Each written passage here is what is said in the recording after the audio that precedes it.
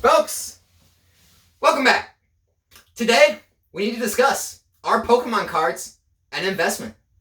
Should Pokemon be treated as an investment vehicle? A lot of people out there say no. A lot of YouTubers, a lot of people on Discords or forums, or a lot of other fancy things I'm not a part of. Are they right? Are Pokemon cards not investable? A lot of people say, hey, you should just enjoy the game, enjoy the fun, enjoy the hobby. Buy things you like. Buy things you like, display them, enjoy them, and then if in some point in the future they're worth more, then hey, it's a bonus. But just don't expect it, okay? And to all those people out there, I say, those are all really nice and enjoyable words, and they're really uplifting, and I appreciate that. But they're wrong. Just plain and simple, they're wrong. The reason I know they're wrong, I got the definition here of an investment, which reads, the action or process of investing money for a profit. Plain and simple. Anything you are putting your hard-earned money into in hopes of making a profit is an investment. Meaning, whether it be a stock or real estate or a Pokemon card, it is still an investment. Here's another fun fact you're going to think's a little crazy. You know all the smart people out there who want to sound smarter than they are? So they tell you things like, well, if you're not holding it more than X amount of years, you're not really investing. You're not an investor. You're a flipper. Or you're a scalper. Or whatever other name they want to call you to feel better about themselves for holding. They're wrong too. They're wrong too. There is actually no amount of time it takes to be considered an investment. Meaning, you could buy a share of Google stock today and sell that share of Google stock tomorrow, and you were an investor. Plain and simple, you were an investor in Google. Meaning, the same goes for Pokemon cards. If you buy into items today, and 3 or 6 months later you decide, hey, I'm making some gains, I want to go ahead and sell and realize those gains, you were an investor in that product from then that day until that day. You were a Pokemon investor. It's plain and simple. Don't beat up me. Don't hate me. Hate the English language. Hate the people who made the definitions of these words. It wasn't me. It wasn't me. But now that we have these words and we have these definitions, I think we ought to use them, right? I think we ought to actually, use what they're meant to be used for. And the fact is that if you're buying Pokemon cards for financial gain, you're an investor. If you're holding them for any amount of time at all, you're an investor. You invested. Plain and simple. Now, I think the main concern that people have is, should you be investing in Pokemon cards? That's where opinions come into play. Now, I gotta start off this part by saying, I'm not a financial advisor. This is not financial advice. I'm just telling you what I would do. I'm just a guy in his closet talking about Pokemon. Consult a real financial advisor if you want financial advice. Now, should you be investing in Pokemon cards? Let me take you back to 2015. That's when I got back in the hobby. Okay? I'd been out of the hobby since 2001 or so. When I got back in, I found Pokemon and I started buying things that I liked. I started spending my money. I was not investing. I was spending my money. I was just buying things that I liked from my childhood to enjoy, to display, to experience the nostalgia from. It wasn't until about a year later when I started to see a lot of those items start to be worth more money, 50, 100% more. I started to see Pokemon Go, and I started to see evolution start to take control of the market. I saw a lot of YouTube channels pop up, a lot of YouTubers opening cards, and I saw a shift of a lot of people my age wanting to jump back in to the things they loved as kids now that they have their own money to be able to buy those things their parents didn't buy them. And I saw this shift, and that's when I decided, hey, I'm seeing these items go up in value, I'm seeing popularity grow around this again, I'm going to invest in this because I see growth. I see stable growth in this, and I see a large amount of gains if this keeps going the way it is into the future. And so at that point, I became an investor. I started putting money into the products for the sake of making financial gain on them in the future. Okay? Not to say I didn't still like all the products I was buying. I still like most everything I buy.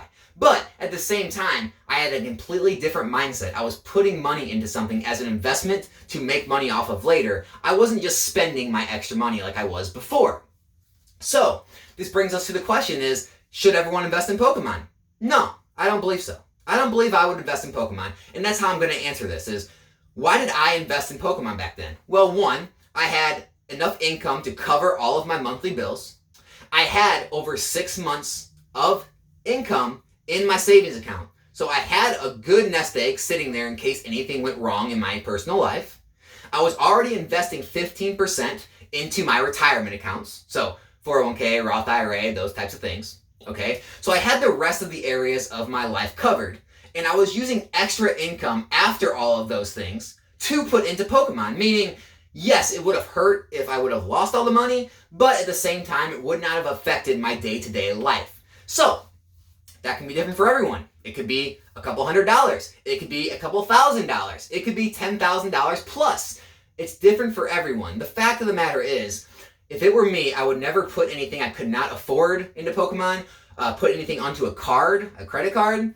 I would never buy into something that I needed to have the money by a certain date out of. So every dollar I ever put into Pokemon, I had the idea of keeping it there as long as needed.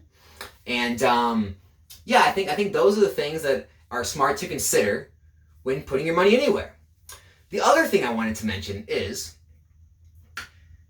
it's not as risky as people make it out to be if you do it the right way. What I mean by that is, I understand that I got in at the time before the big booms, so I got very lucky. But the same things are still happening today. You know, with celebrations, with evolving skies, with sets like that, you're still making the same type of gains almost that I was making on items back then, and I was taking gains on. My point is when you start off small and you make profits off items and you reinvest those profits along with your extra income from that next month and it compounds, eventually when you make large enough gains on the items over the course of however long it may take, 6 months, a year, 2 years, however long it may take, you can get to the point where you're playing with house's money. Meaning, I'll tell you this right now, back in the day, 2015 to 2016 time, I invested around $10,000 total of my own money into Pokemon. That was the total I've ever put into this hobby. Ever. With all of the buying and selling, the flipping, the investments I made over the years through the boom, I had never had to put one other dollar of my money back in. I took the $10,000 I originally put in out of it. I even took some profit out of it. And everything you see on my shelves, all the investments I have in my basement, everything I have in this hobby is completely paid for with house's money. I don't have a dime of my own money in this except my blood, sweat, and tears and sweat equity. That's it. So the fact of the matter is this can still be done today. I've been looking at the returns on the UPCs, on some of the Elite Trainer boxes out there, on some of the booster boxes out there, on some of the collection boxes, on some of the singles. And it's crazy to see that if you would have just continued to invest in the past year or 6 months, you could almost be at the point where you'd have enough profits now to take out your original investment and just continue your investing journey with the house's money. And that's really the main purpose. You want to get to the point where you're not using your own money, and then no matter how much risk there is, no matter how much volatility there is in the market, you can't really lose. You can lose the gains that you would have had or did have, but that way you can never lose your own money again. You're just losing your time and your effort. And that's really the point you want to get to. Now, is that still possible? Yes, of course it's still possible. It may take a little longer than it took me, but it's 100% still possible, especially when you take into account, the level that you're playing at. Are you playing with $100 or $200 a month? Are you playing with $1,000 or $2,000 a month? Because those can change drastically. When you're buying into a larger quantity of items with larger amounts of money, you save on a lot of things. You save on shipping costs. You make a larger exponential gains when you do that. And you can usually get better deals on quantity of items, so where you're paying maybe $35 in ETB instead of $40, or you're paying $80 a booster box instead of $90, things like that, where you can actually increase the speed at which you make those gains. But can it still be done? Of course. That's really what makes this investing in Pokemon very low risk for me. It's no risk for me at this point, because every dollar I still spend on Pokemon now is with house's money. I constantly recycle product. So how I usually run things is I'll buy a large quantity of an item, let's say 30 booster boxes. Okay, I buy 5 cases of an item. As the product ages, say it goes from $90 to $200, I will then sell a good amount of that item, let's say three and a half, maybe 4 cases of it. I'll recoup all the money that I put into that item. I'll keep some of the profits on the sidelines, and then I will also put that last case or case and a half away for long-term growth. Okay, so that way you have your long-term growth of the item, you have your profits, and you have your original investment amount back to then reinvest in a new set. And you can basically rinse and repeat that. Now, not everything's going to perform like a Celebrations UPC or an Evolving Skies booster box. Some are going to take longer. A lot of people want to bring up battle styles, Chilling Reign, Fusion Strike, things like that. That's where it really becomes having knowledge of the industry. Okay, so I'm not going to pretend that anyone can just jump in and start buying stuff and it's going to work out well. That's where it really takes about having knowledge of when to buy things, knowledge of print runs, knowledge of popularity of sets, understanding how the market moves and how items grow, and also knowing when and when not to get greedy, knowing how long to hold on to items and when to take your profits and recycle that money into a new product. So there's a lot of things that go into it. I can't cover all in this video. The fact of the matter is I wanted to get across is Pokemon is an investment. There is no set time frame you have to have an item for it to be an investment.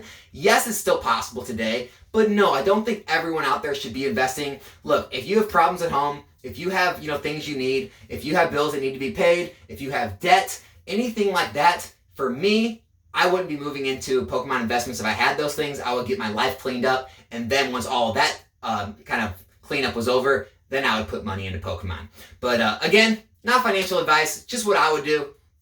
Taking advice from a guy in his closet. Enter at your own risk, right? But I hope some of the things I did in this video, I did say that, they are helping you out a little bit. And you do kind of get the point I was making, and you kind of understand the investment process of Pokemon a little bit more. So, if you like this, consider subscribing to the channel. I got a lot of content like this, got more coming. Other than that, I'll be back here in a new video soon. I'm out.